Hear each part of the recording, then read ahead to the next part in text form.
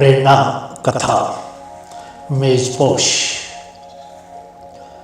एक युवा पादरी को पहली बार एक चर्च के मुखिया का काम मिला। वो चर्च ब्रुकलिन में थी। वो युवा पुजारी अपनी पत्नी के साथ अक्टूबर के महीने में उस चर्च में पहुंच गया। पति पत्नी बहुत ही खुश थे क्योंकि ये पति की पहली बड़ी जिम्मेदारी थी। वो चर्च कई वर्षों से बंद पड़ी थी। जब पुजारी और उसकी पत्नी ने उस चर्च को खोलकर देखा, उन्होंने पाया कि चर्च की स्थिति बहुत ही खराब थी। उस चर्च में बहुत मरम्मत की आवश्यकता थी। दोनों ने वहां के लोगों के साथ मिलकर एक एक करके सभी काम करने शुरू कर दिए। उन्होंने स्थानीय बढ़ई के साथ मिलकर सभी फर्नीचर ठीक ठाक किया। लगभग 1 महीने का समय लगा। पुजारी जी को 25 दिसंबर की शाम, क्रिसमस की शाम, उस चर्च को औपचारिक रूप से खोलकर प्रवचन देना था।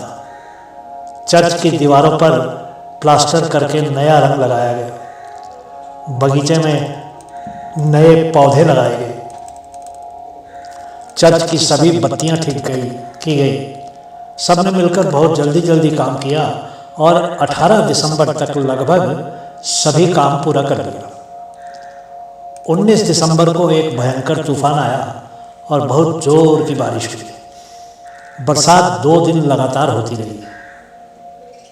21 दिसंबर को जब पुजारी चर्च के अंदर गया, उसने देखा कि चर्च की छत कई जगह से कमजोर थी और पानी छत के कई स्थानों से नीचे टपक रहा था। मंच की दाईं तरफ की दीवार का लगभग 4 फुट प्लास्टर निकल गया था और दीवार बहुत बुरी लग रही थी क्योंकि प्लास्टर गिर जाने से एक बहुत बड़ा सा हिस्सा बुरा लग रहा था। पुजारी जी को बहुत ही चिंता होने लगी। एक बार तो पुजारी जी ने सोचा कि क्रिसमस की शाम को चर्च खोलने का कार्यक्रम स्थगित कर देना चाहिए। वो निराश होकर घर वापस चल दिया। रास्ते में एक जगह पर कुछ लोग पुराना सामान बेच रहे थे। पुजारी ने एक बहुत ही सुंदर हाथ से बना हुआ सफ़ेद और गुलाबी रंग का क्रोशिया से बना हुआ मेजपोश देखा। उस मेजपोश के बीचों बीच एक बड़ा सा क्रॉस भी बना हुआ था। पुजारी ने ध्यान से उस मेजपोश के आकार को देखा। वो मेजपोश लगभग 8 फुट चौड़ा और 10 फुट लंबा था। उन्होंने प्लास्टर झड़े हुए हिस्से के बारे में अनुमान लगाया। दीवार का लगभग 4 फुट चौड़ा और 6 फुट लंबा प्लास्टर झड़ गया था। पुजारी ने वो मेजपोश खरीद लिया और तुरंत चर्च की तरफ वापस चल दिया। जब पुजारी चर्च वापस जा रहा था, अचानक बर्फ पड़ने लगी। उन्होंने अपनी कार से देखा कि बस स्टॉप पर एक बूढ़ी स्त्री खड़ी थी। उसकी बस छूट गई थी। पुजारी ने उस स्त्री को चर्च के अंदर आने का निमंत्रण दिया और कहा, आप चर्च के अंदर आकर बैठिए, अगली बस 1 घंटे के बाद ही आएगी। वो बूढ़ी चर्च के मंच के पास एक बेंच पर बैठ गई। पुजारी एक सीढ़ी लेकर आया और उस मेजपोश को झड़े हुए प्लास्टर वाले हिस्से के ऊपर चिपका दिया। पुजारी ने छोटी छोटी कीलों से उस मेजपोश को दीवार पर ठोक दिया और दीवार के खराब हिस्से को छुपा दिया। पुजारी ने सीढ़ी से नीचे उतर कर देखा तो पाया कि वो मेजपोश दीवार पर बहुत ही सुंदर दिख रहा था और कोई भी नहीं कह सकता था कि मेजपोश के पीछे के हिस्से का प्लास्टर झड़ गया था। अचानक वो बूढ़ी स्त्री उठी और पुजारी के पास आकर बोली, पादरी जी, आपको ये मेजपोश कहाँ से मिला? पुजारी ने बताया कि उन्होंने वो मेजपोश एक पुराने सामान बेचने वाले व्यक्ति से खरीदा था। स्त्री ने कहा, जरा इस मेजपोश के नीचे के दाहिने हिस्से पर देखिए और मुझे बताइए कि क्या वहाँ धागों से EBG लिखा है? पुजारी ने देखा तो वो मेजपोश पर लिखा हुआ पाया। उस बूढ़ी ने कहा, यह मेजपोश मैंने ही 35 साल पहले बनाया था। उस समय मैं ऑस्ट्रिया में रहती थी। मैं और मेरे पति एक बड़े से घर में रहते थे और हमारे पास सब कुछ था। हम अपने शहर के धनी लोगों में गिने जाते थे। एक दिन हिटलर के फौजी हमारे शहर में घुस आए और सब कुछ बर्बाद कर दिया। मुझे और मेरे पति को भी अपना घर और सब संपत्ति छोड़कर अपनी जान बचाकर वहां से भागना पड़ा। रास्ते में मैं और मेरे पति अलग हो गए। एक जगह पर मुझे गेस्टापो, जर्मन गुप्तचर पुलिस ने पकड़ लिया और एक यातना कैंप में भेज दिया। उस दिन से आज तक मैंने अपने पति को नहीं देखा है। मैं फिर कभी इंग्लैंड से ऑस्ट्रिया वापस नहीं गई। पुजारी की आंखों में आंसू आ गए और उसने वो मेजपोश उस स्त्री को वापस देना चाहा और उसने कहा वो मेजपोश दीवार पर ही अच्छा लग रहा था। पुजारी ने जिद करके उस स्त्री को अपनी कार में बैठाकर उसके घर तक छोड़ दिया। वो बूढ़ी स्त्री शहर के दूसरे हिस्से में एक परिवार के घर में नौकरानी थी।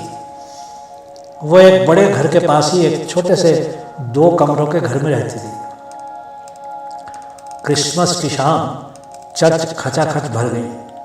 सभी लोग बहुत खुश थे और चर्च और नए पुजारी की प्रशंसा कर रहे थे। हल्का हल्का संगीत बज रहा था और सभी के चेहरे खिले हुए थे। जब पुजारी जी ने अपना भाषण दे दिया और प्रार्थना समाप्त हो गई, पुजारी जी दरवाजे पर खड़े हुए और सभी को धन्यवाद कह रहे थे। पुजारी जी ने देखा कि एक बूढ़ा व्यक्ति जो कि पुजारी जी के पड़ोस में ही रहता था, अभी तक चर्च के अंदर ही बैठा हुआ था और लगातार उस मेजपोश को देखे जा रहा था। उस बूढ़े व्यक्ति ने पुजारी से कहा, आप ये मेजपोश कहाँ से लाए? बहुत बरस पहले मेरी पत्नी ने भी ऐसा ही एक मेजपोश बनाया था। उस समय हम ऑस्ट्रिया में रहते थे। हाथ से बने हुए एक जैसे 2 मेजपोश तो शायद नहीं हो सकते। पुजारी ने कहा, मैं आपको अपनी कार में शहर में घुमाने ले जाना चाहता हूँ, क्या आप मेरे साथ आएंगे? वो व्यक्ति पुजारी की कार में उनके साथ बैठ गया और पुजारी जी उस बूढ़े व्यक्ति को उसी घर में ले गए जहां उन्होंने उस बूढ़ी स्त्री को छोड़ा था। पुजारी जी ने घर के दरवाजे को खटखटाया और उस नौकरनी के बारे में पूछा। एक महिला ने कहा, वो अपने घर में होंगी, उनका घर वो सामने ही है। पुजारी जी ने सामने ही एक 2 कमरों के छोटे से घर का दरवाजा खटखटाया। उस बूढ़ी स्त्री ने दरवाजा खोला। पुजारी ने उस स्त्री को क्रिसमस की बधाई दी और कहा, मैं आपके लिए क्रिसमस के उपलक्ष्य में एक उपहार लाया हूँ। वो स्त्री पुजारी को अपने घर पर देखकर बहुत खुश हो गई और पुजारी का स्वागत किया। पुजारी उस स्त्री को अपनी कार तक ले आया और कहा, वो देखिए, आपका उपहार मेरी कार में है। पुजारी दूर खड़ा हुआ एक ऐसे पुनर्मिलन को देख रहा था जिसकी वो कल्पना भी नहीं कर सकता था। मित्रों, इस दुनिया में क्या क्या नहीं होता है और कैसे कैसे संयोग नहीं होते हैं। सभी के अपने अपने दुख और कहानियां हैं, पर कुछ लोगों के जीवन में ऐसी घटनाएं घटित होती हैं जो औरों की आंखों में भी आंसू ले आती हैं। भगवान की ये दुनिया बहुत ही अनूठी है और उससे भी अनूठे हैं लोगों के रिश्ते, उनका मिलना, बिछड़ना और फिर से मिल जाना।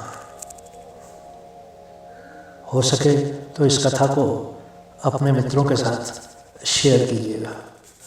आपका बहुत बहुत धन्यवाद।